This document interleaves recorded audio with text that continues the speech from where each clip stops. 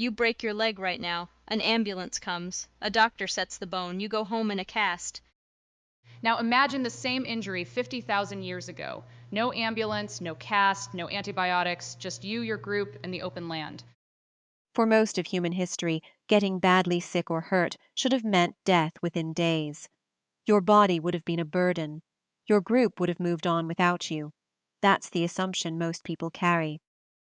But the bones tell a different story.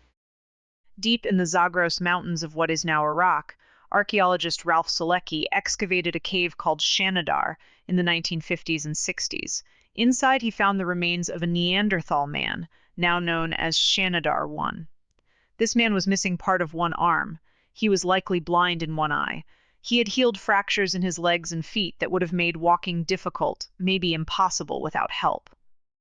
Think about what that means. A Neanderthal who could not hunt, could not gather food efficiently, could not defend himself, survived anyway. Someone fed him, someone helped him move, someone kept him alive long after his body stopped being useful in the way we imagine ancient life demanded. This is the first clue. Care wasn't a modern invention. It was ancient. It might be older than our own species. So what did your ancestors actually do when illness or injury struck? Not in theory, in practice. Let's build the evidence, piece by piece.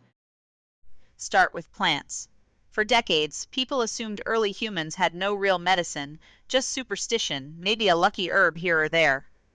Then in 2012, archaeologist Karen Hardy and her team examined dental plaque from Neanderthal teeth found at El Sidrón cave in Spain. Dental plaque is just hardened residue that builds up on teeth over a lifetime, a tiny time capsule of what someone ate and breathed. Inside that plaque, they found traces of yarrow and chamomile. Both plants are bitter, neither is particularly nutritious, but both have been used for thousands of years afterward as anti-inflammatories and digestive aids. One individual examined had a dental abscess, a painful infection at the root of a tooth. Around the same time, traces of a poplar tree compound showed up in his plaque. Poplar bark contains a natural compound chemically related to aspirin. Coincidence? Maybe, but it's the kind of coincidence that lines up again and again across different sites and different time periods. Now zoom forward, but not as far as you'd think, to groups of hunter-gatherers studied directly by anthropologists in the 20th century, because their lifestyles still echoed deep patterns from our shared past. Anthropologist Polly Wiessner spent decades living with and studying the Juhansi San people of the Kalahari Desert in southern Africa. One of her most cited findings has nothing to do with plants or wounds. It's about something simpler, talk.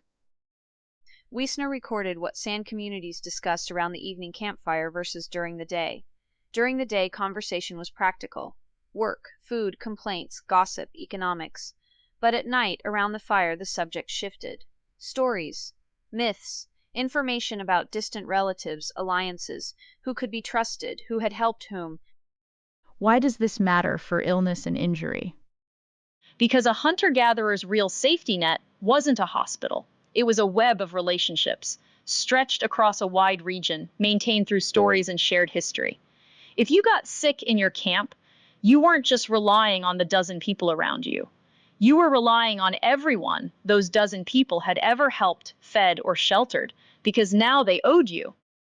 This is the second clue. Survival after illness wasn't just medical, it was social. A debt economy of kindness, built over years, paid back when someone couldn't pay it forward themselves. Let's put these pieces together and reconstruct a scene. Picture a small group, maybe 20 to 30 people, moving across a landscape roughly 40,000 years ago. One member, let's say a man in his 30s, slips while crossing a rocky slope. His ankle snaps. He can't walk.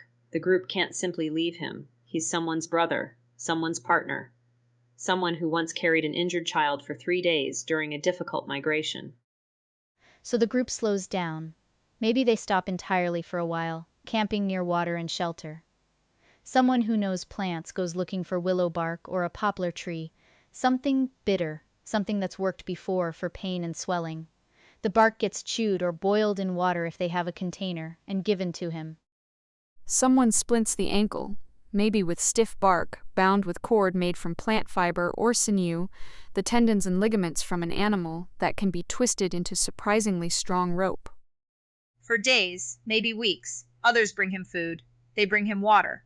At night, around the fire, someone tells the same stories Wiessner recorded, partly for comfort, partly to remind everyone, including him, that he still belongs, that his place in the group hasn't disappeared just because his body has, for now, stopped working. This is what bioarchaeologist Lorna Tilley and her colleagues now call the bioarchaeology of care, looking at ancient skeletons not just to ask how someone died, but how they were kept alive despite serious illness or disability, sometimes for years. Here's the counterintuitive twist. You'd think that as humans moved from small hunter-gatherer bands into large farming societies, healthcare would have improved. More people, more specialization, eventually actual doctors. In some ways, that's true.